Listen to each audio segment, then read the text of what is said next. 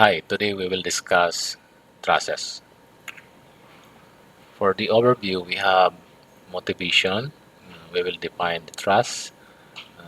We have some assumptions for design, classification of coplanar trusses, and then the determinancy and stability of trusses.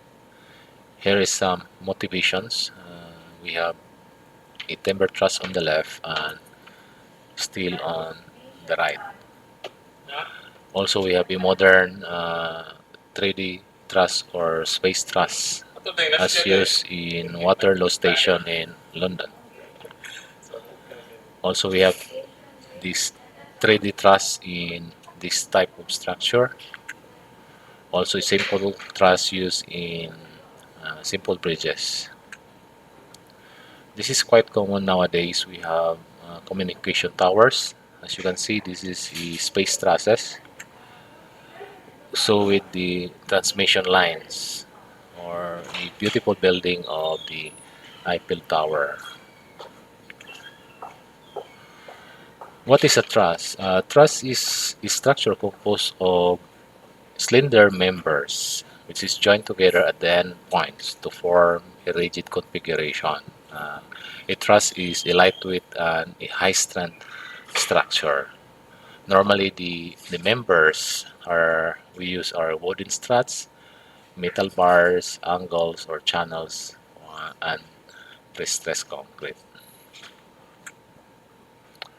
The joint connections are usually formed by bolting or welding the ends of the members to a common plate we call the gusset plate, or by simply passing a large bolt or pin through each of the members. Planar trusses lie in a single plane and are often used to support roofs and bridges.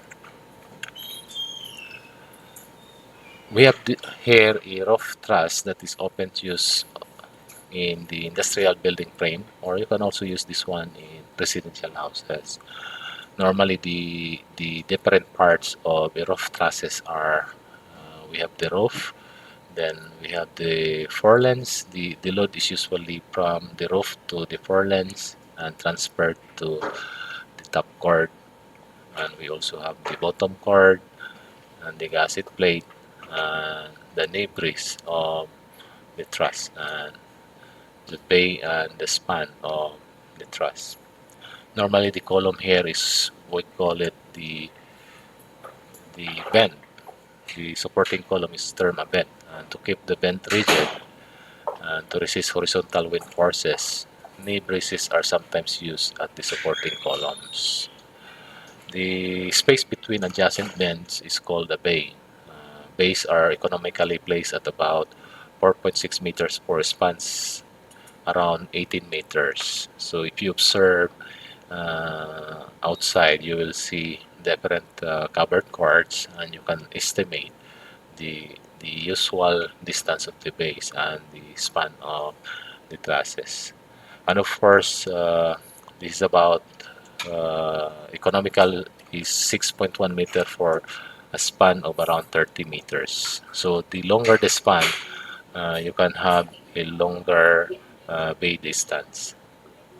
Trusses are used to support ropes are selected on the basis of the span, the slope, and the roof material. Here are the common types of trusses. We have the scissor, the how, the pratt, fan, pink, and the cambered pink. The scissor truss is used for short spans that require overhead clearance. The how and the pratt trusses are used for roofs of moderate span, about 18 meters to 30 meters. Also, it may be modified for flat roofs. For larger span ropes, the fan truss or pink truss may be used. These trusses may be built with a cambered bottom cord, such as that shown in the figure above.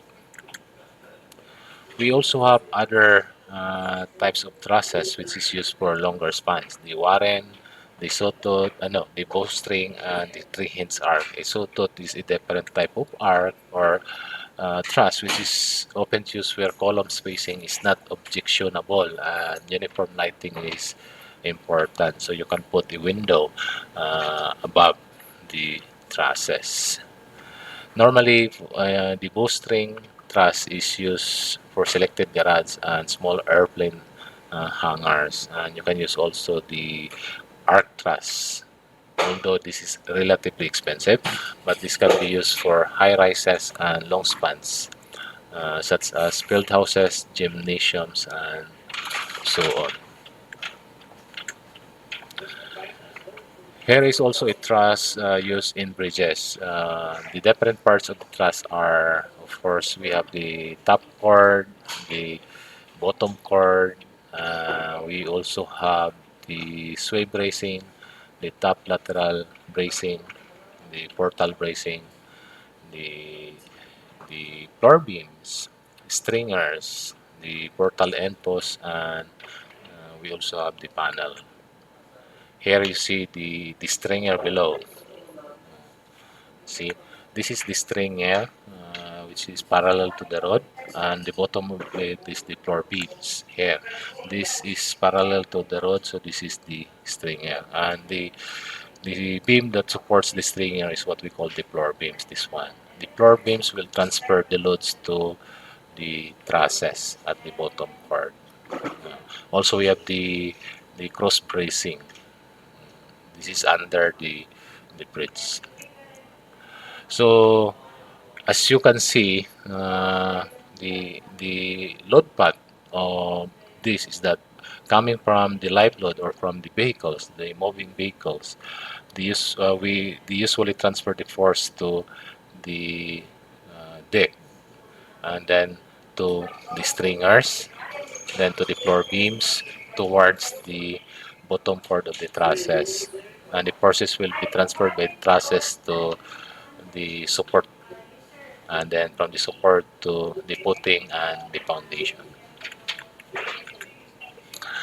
Here are the typical forms of a bridge trusses.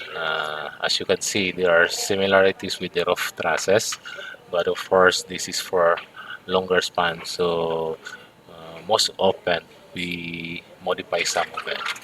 We have the common flat truss, the how truss, and the Warren with verticals. We also have the Parker, the Baltimore, the subdivided Warren, and the key truss. The Pratt, Howe, and the Warren trusses are normally used for spans up to 61 meters in length. The most common form is the Warren truss with verticals.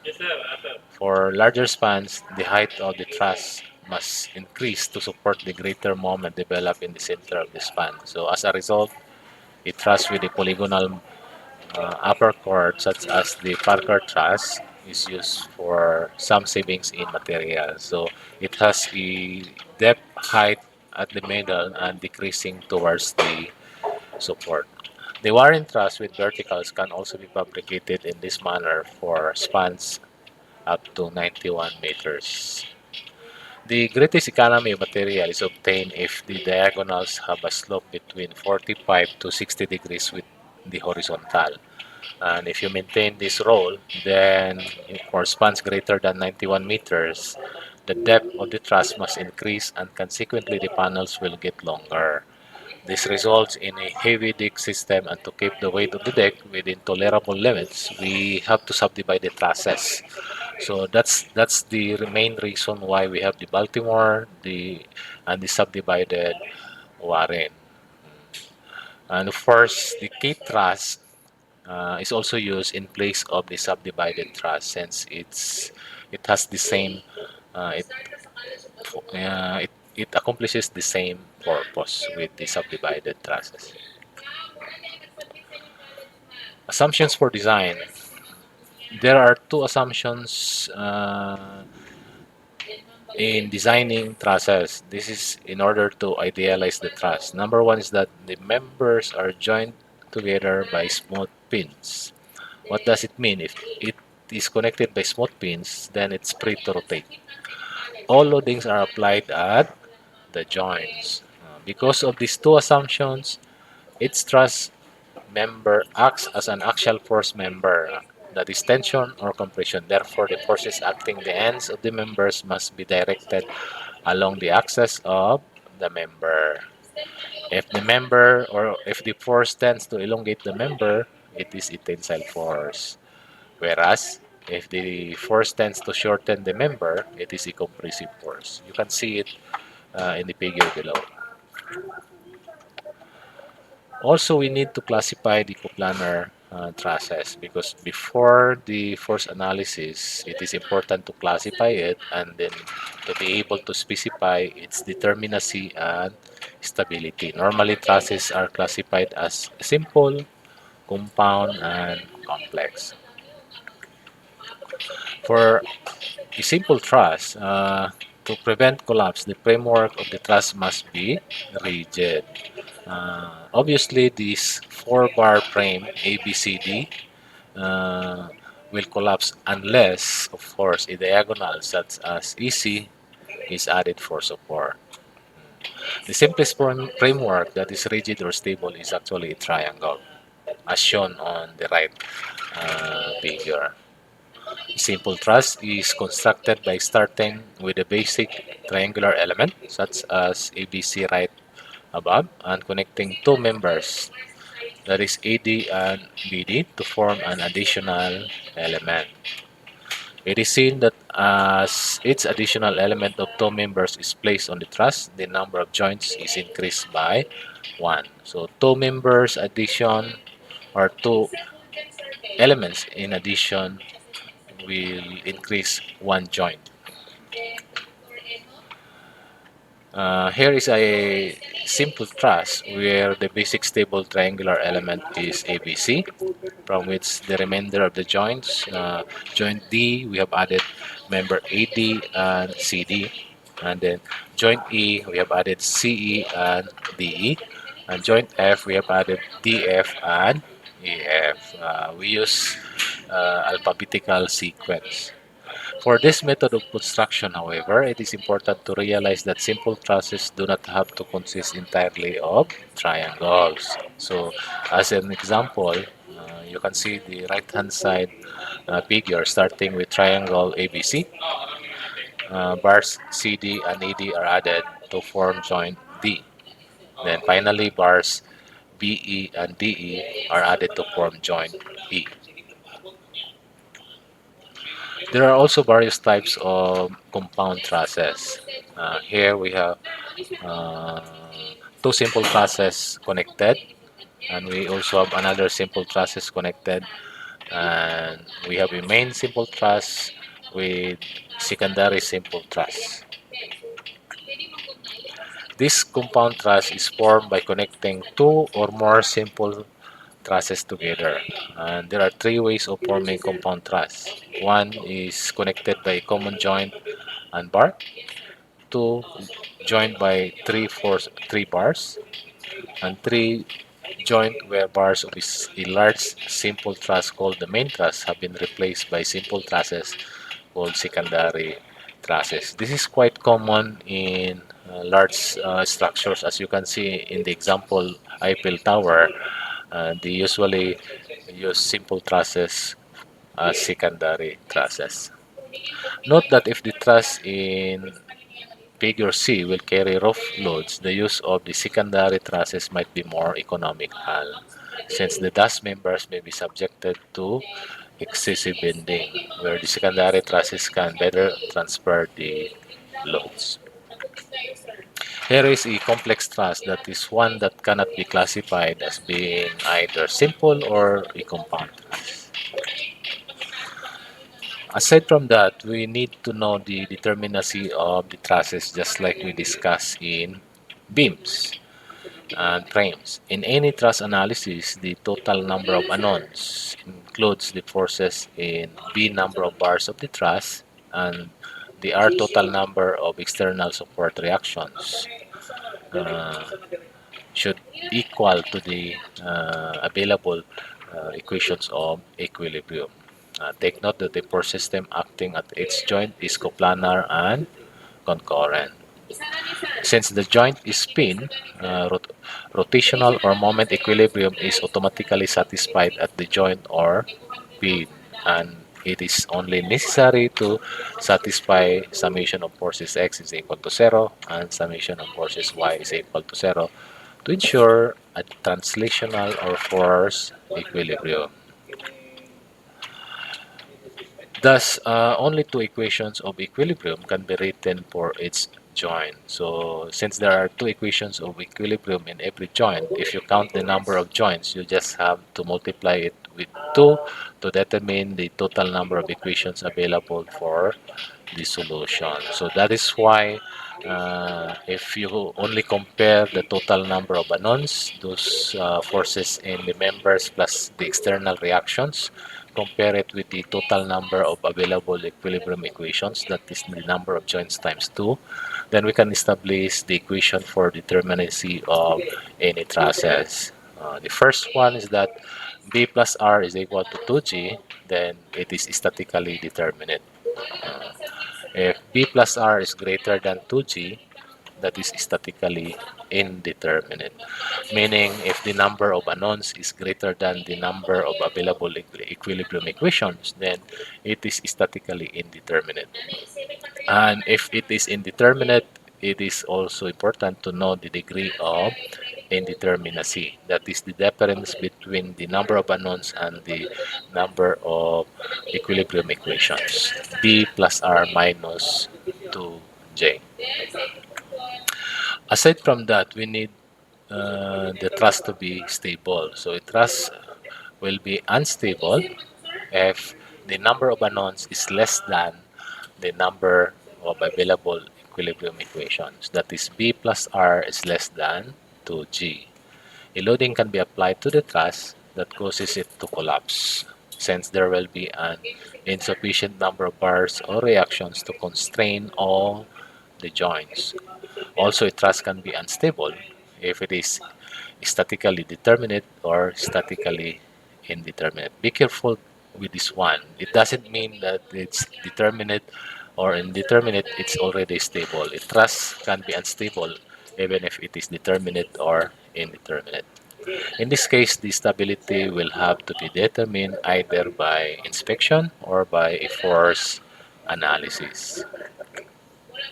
Also, we have the external stability. A structural truss is externally unstable if all of its reactions are concurrent or parallel. Take note, if all the reactions are concurrent or parallel, then your truss is externally unstable.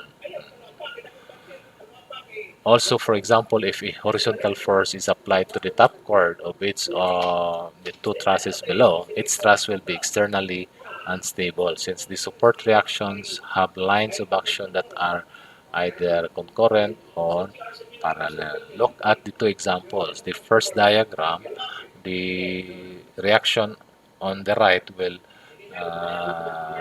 is concurrent to the reaction on the left. Also, we have the parallel reaction, so this is also externally unstable. Aside from external stability, we also have to tackle with internal stability. Uh, the internal stability of a truss can often be checked by careful inspection of the arrangement of its members. If it can be determined that each joint is held fixed so that it cannot move in a rigid body sense with respect to the other joints, then the truss will be stable. Notice that a simple truss will always be internally stable. So it's very important that you have to create a simple truss to be able or to be sure that it is internally stable. Since by the nature of its construction, it requires starting from a basic triangular element and adding successive rigid elements. It's containing two additional members and a joint.